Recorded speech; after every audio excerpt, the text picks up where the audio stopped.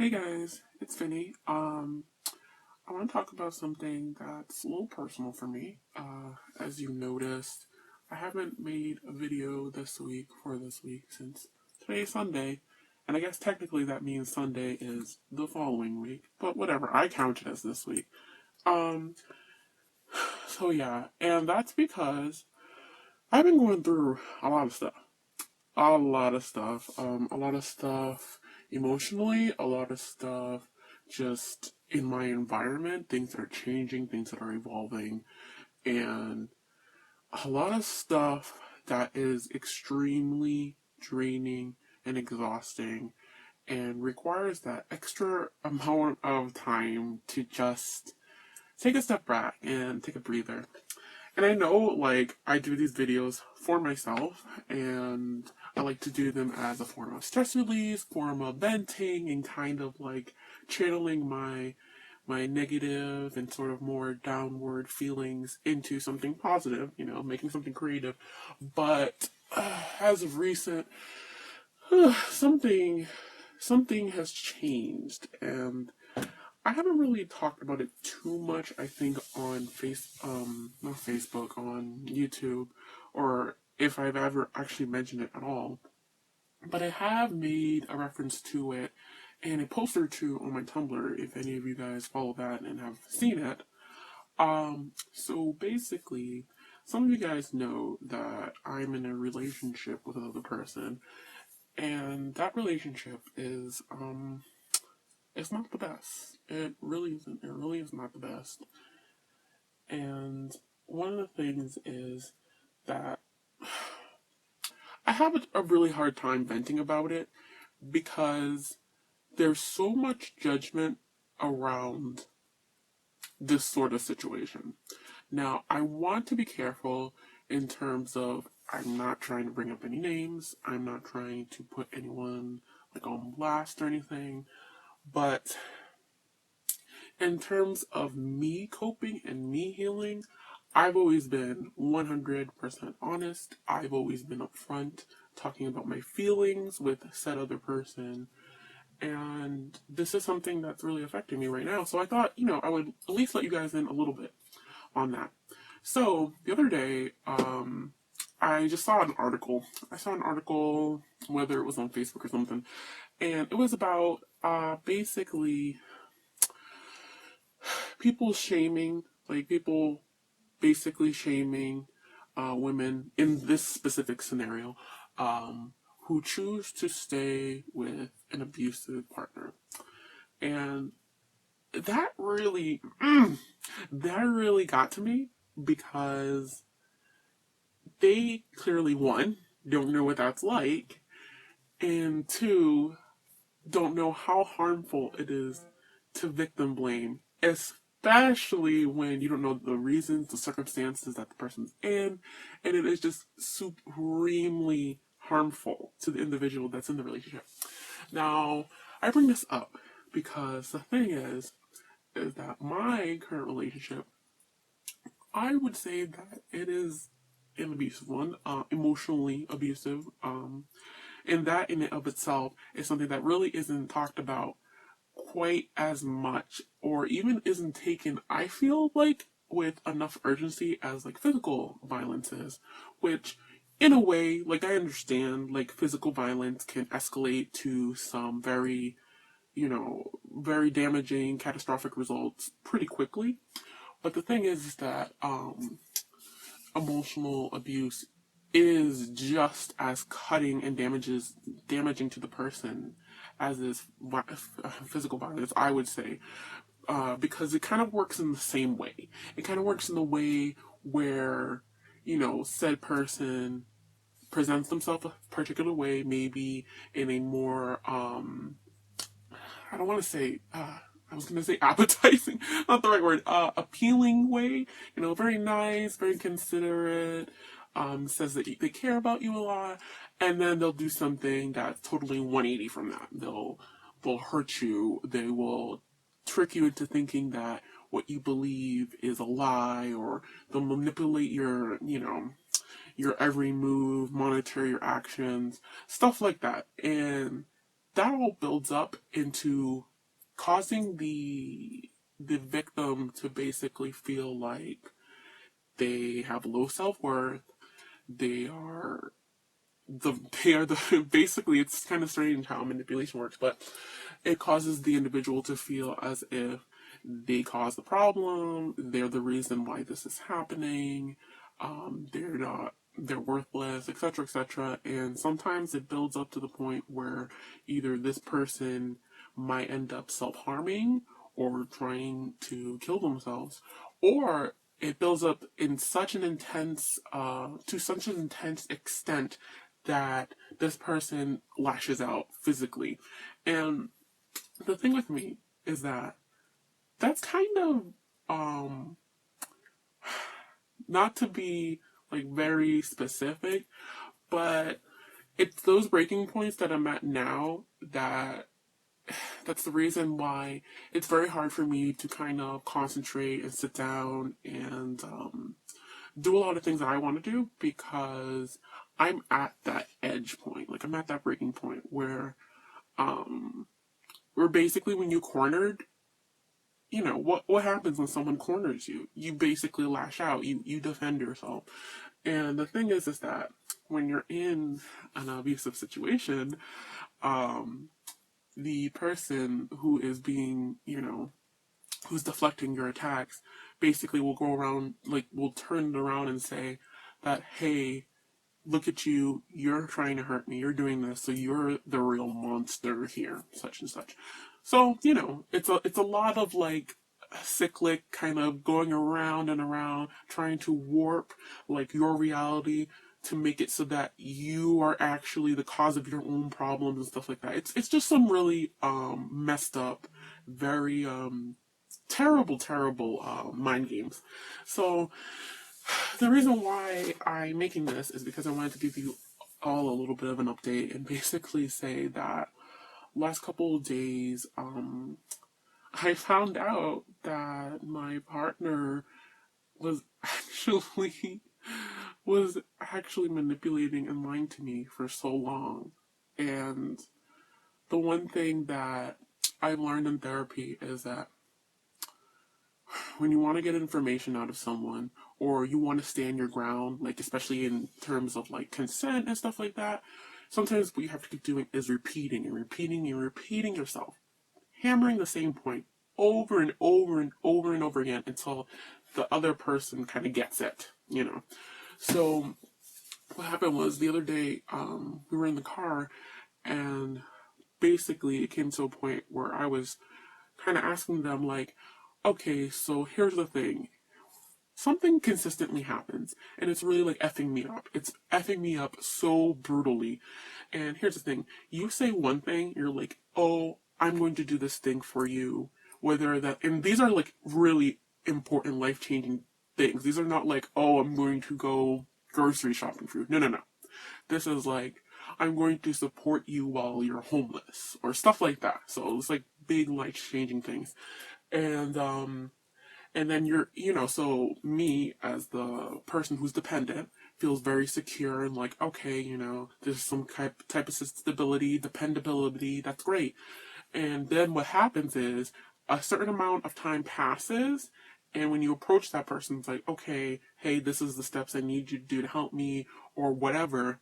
They're like, what are you talking about?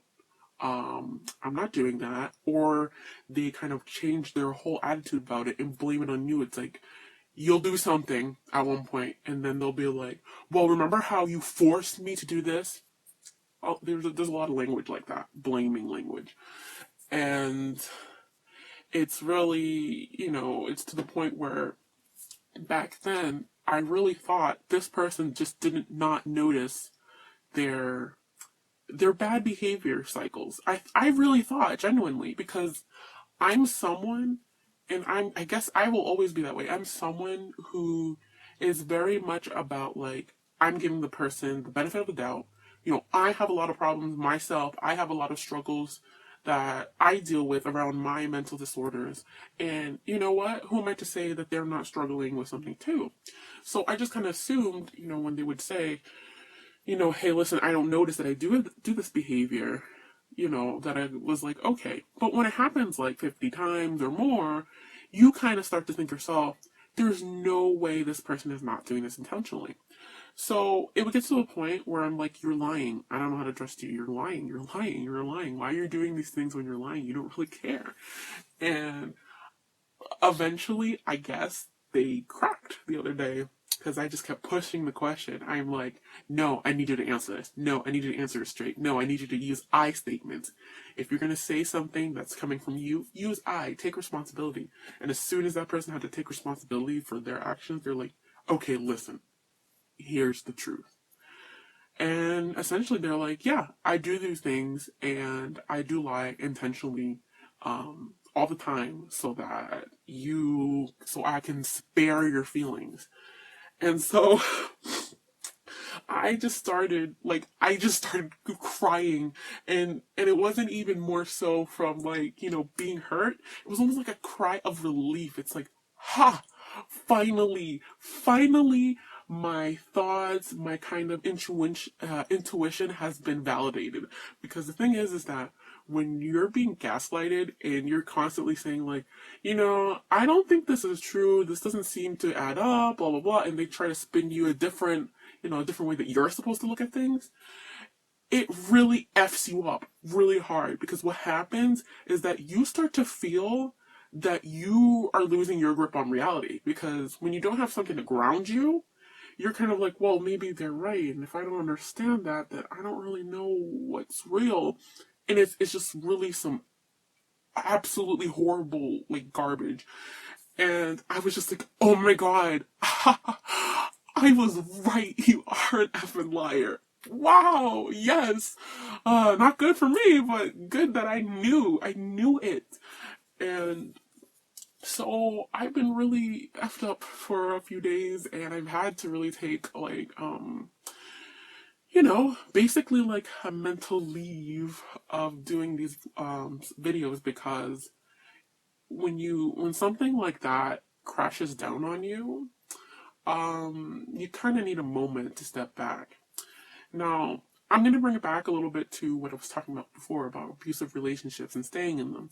The thing is that I don't often get to talk about my relationship and how I am staying in it, because a lot of times what I'll get is, oh, why didn't you leave them? You should just dump them. You should do this. Why haven't you done this? Blah, blah, blah, blah. It's like, oh, I would do this. And what they don't understand, and I'm going to drive this point home, if this is the only thing you take from this video, please listen to this.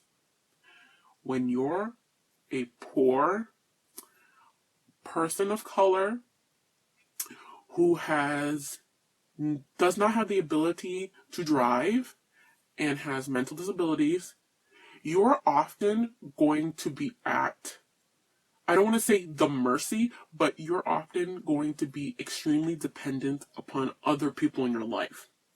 Now, you might not have many people in your life, but the people that you do have, you usually need them a lot. Whether that is to pay for your prescriptions, to take you to your appointments, to get you to a place where you can buy your groceries, whatever it is. Whatever it is.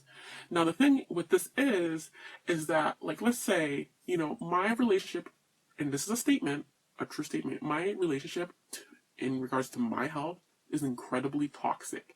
It is toxic, damaging, draining, and just really awful to me developmentally.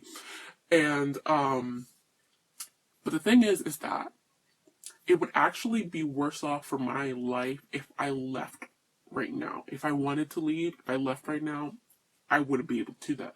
Because the thing is that since I don't drive, if said person was not around, I would not be able to get to any of my mental health appointments. That means no therapy, that means no medication, and a lot of things. And that is something that I cannot afford to do. It also means that in the particular situation I'm in, I would risk being homeless, not just myself, but also my entire family, because said person is financially supporting my family at the current time. And if they were no longer to decide to support them, we would most likely get into a situation where we'd be homeless. And let me tell you, from being homeless, it's absolutely not better than not being homeless. I mean, obviously that's kind of, sometimes is kind of given, but it's not a better option. So the thing that I want to ask you guys out there is please, please don't ever shame someone or try to kind of like insert yourself into a scenario where someone is being, abused in a way where you're kind of judging them and you're saying like, well, because what happens is your thoughts kind of get perverted in a way that you kind of end up thinking, well, if anything happens to them, it's their fault really because they stay there. And what I want to say to that is like, F you, seriously F you, because nobody at all deserves to be abused. Not a single person. And if you think a person that stays in a relationship or a scenario that's abusive and toxic, that they want to feel that way, then you are absolutely ignorant. I'm sorry, but you are. And, I just really wanted to get that out of my, out of my system, because not a lot of people kind of hear the perspective of needing to latch on to toxic people in order to better themselves, because obviously that feels counterintuitive. But and I swear to God, I'm so grateful that my therapist is a woman of color, and I do think this helps with her, being a good therapist for me specifically. But she knows that my end goal should be to be alone, but she's helping me cope through what I'm dealing with now. She doesn't say, hey, listen, I think you really should do this and this and get yourself away from this situation. She doesn't, because she knows that I can't do that. So, yeah, so it's really wonderful. So, that's what's been going on, you guys. It's not been good. And I've also learned that, apparently I am someone's stepping stool to making themselves better. Don't do that to people, you guys. Don't do that. That's what I was told, that the reason I benefit their life is because I teach them how to be better, how to better themselves, what not to do, what not to say. The thing about that is that when you're creating yourself, you're creating these little life lessons for yourself, you're using it on my back. You're creating these scenarios of learning and self-growth and inspiration off of the pain of my life, off of my suffering. And that's unacceptable. So, don't make anyone feel like they need to teach you a life lesson in order for you to grow better. That's not a healthy relationship. So, yeah, that's all I wanted to say today. I will see you guys next time. Hopefully with my continuation of my Suicide for Cowards series. So, stay tuned. Bye!